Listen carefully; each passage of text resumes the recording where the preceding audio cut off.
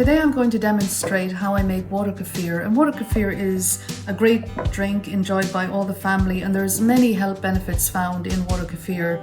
It's great for overall immunity, it's great for gut health, it's rich in probiotics, prebiotics, it's a great energy boost for the body, improves digestion, it's dairy free, it will help with inflammation in the body and overall detoxification. So once we become hydrated and put the right foods in the body is always striving to heal itself. So you will find that when you give it the right conditions, it will start to cleanse and heal and try to restore itself. Water Kefir can be flavoured in a variety of ways, so it's a lovely drink to experiment with. I enjoy putting a range of berries in mine, and I also add a little bit of calendula and herbs just for the energy of those herbs to be infused into the drink itself. The investment that you initially have to make is in buying your kefir grains, and I'm very fortunate in that I can purchase mine from the local health store, but they can equally be purchased online, and I will try and see if I can add a link down below this video. So I'm going to show you now what it is that I do, and hopefully you'll be inspired and you might give it a go.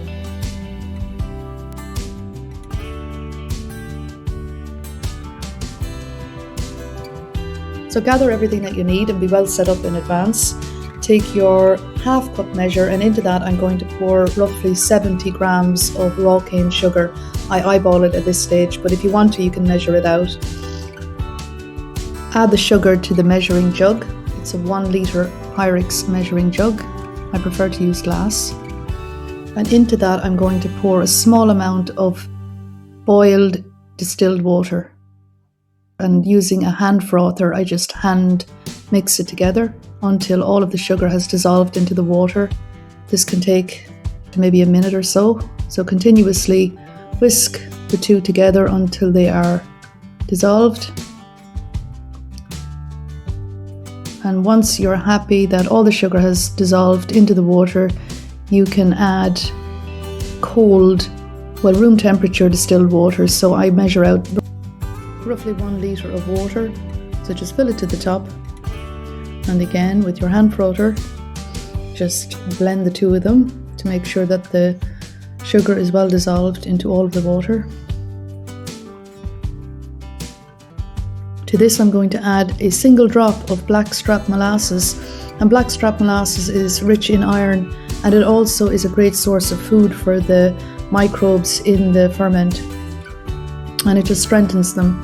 So every third day you would add just a single drop of Blackstrap molasses. So I now take my fermented water, which has been soaking overnight, strain it into a second measuring jug,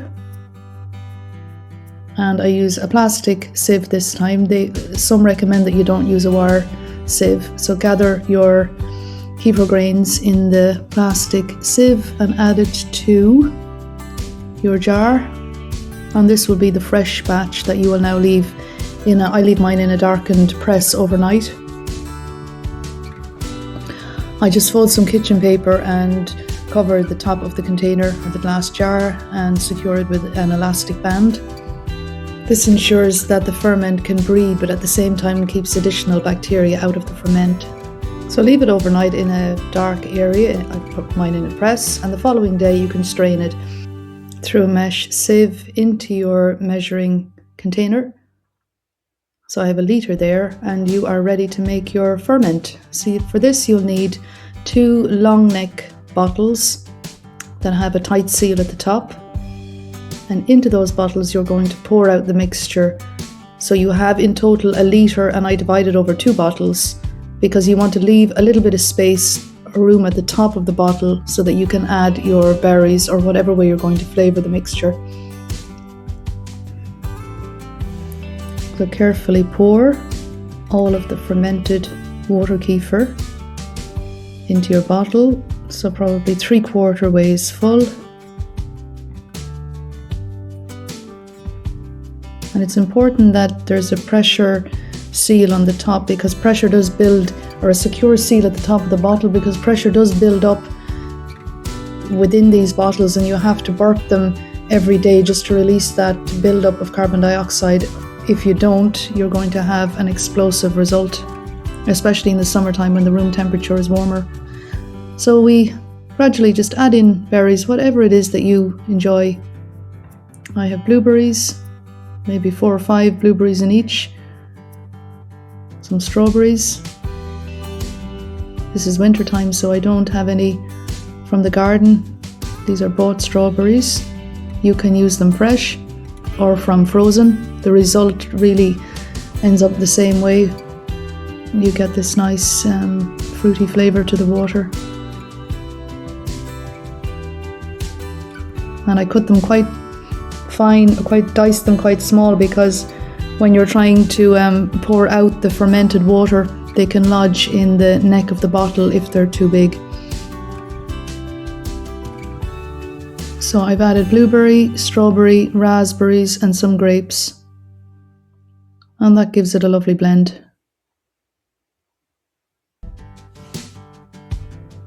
And also my little magic ingredients at the end. I'll always try and incorporate some herbs into the water kefir as well. Going back to calendula, I grew lots of calendula in the garden this year. I've dried it, so I'm making great use of it in the water kefir, in soap, in tea. I'm really drawn to the vibrancy of the colour yellow. It's like a light within the bottle next to the red of the strawberry, and I add it wherever I can and it just makes me happy. I love calendula.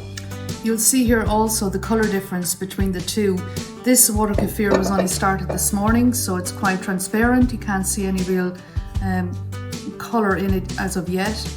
But as it ferments over a day or two, this will change into this. So it will take on the colour of the berries that are added. And I find mainly raspberries are really good in particular for bringing up that lovely red colour. And also when you, on your third day, add the Blackstrap molasses, it also gives a deeper pigment to the initial water kefir that you're making. But that's not every day, it's only every third day, just to feed the bacteria within the kefir grains themselves. So it strengthens them up. Maybe every third day you just add a tiny little drop to your water mixture, and then add your berries, and you get this lovely, refreshing, beautiful drink, which is got so many health benefits for all the family. You have a drink. This bottle here is already, I've run it through a sieve and removed the berries, and you can hear, I should have done that really slowly, but you can hear that initial little pop. The bacteria or the microbes in the water kefir have converted the sugar into carbon dioxide, and you'll hear that initial little pop after a day or so when you've left it out to ferment. So I have a little shot glass, and I might have 2 of these in the morning before breakfast. There's a nice fizz to that. It's very refreshing, and yeah, it doesn't take that much effort really. Once you have it up and running and you get into the routine of making it, it becomes second nature, and what appears to be a big task becomes just an automatic part of your day. So I hope you too get into making water kefir and feel the benefits. You may not feel them straight away, but as the body heals and your body gets stronger, this will support you on that journey and you'll feel the benefits in time to come. But in the short term, it just tastes great.